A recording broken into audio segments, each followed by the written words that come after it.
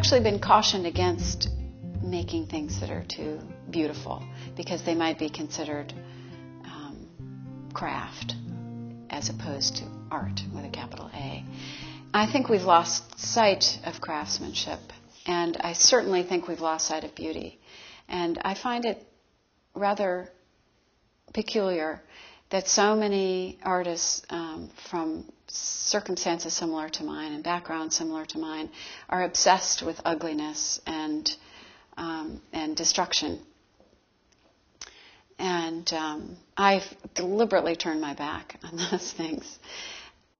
I did performance for a number of years, and I think if I ever had an idea that I couldn't express via any other means, I would do performance again.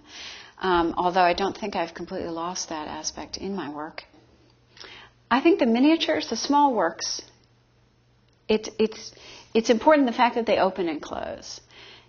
They need to be handheld because I very much want a one-on-one experience between the viewer and the box. Many of them are done in a sort of book of hours form, which is this little triptych form, which is based on sort of reliquaries or little personal religious things that you would take with you as you traveled. From the outside, when the boxes are closed, I think and I hope that it's not clear what time period they're from. Then when you open them up, they have very, very modern materials, and so there's a contrast there.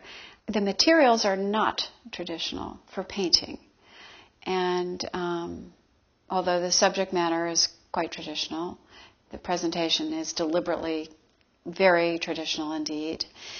And the elements which are non-traditional, I think, are extremely subtle. As in all works of art, light is both the subject and the transmitter, except that because of the holographic elements, which are painted in. My works are not holograms. And people always ask me if my works were lit from within or backlit or something like that. And I've never done that kind of work. But it sort of lent itself eventually to what I'm doing now, which is transparent works, which do function as stained glass. And in addition to having light reflecting off of them and refracting off of them, also having light transmit through, which adds another element, again, that I don't control. That's the part that's more like the changingness of the performance. And I've noticed people in shows, they'll come up to a piece and then they'll walk back a few steps and they'll walk past, and because the light will change. And that's, if you will, the viewer is dancing with the piece. And so their participation with it literally changes again what they see.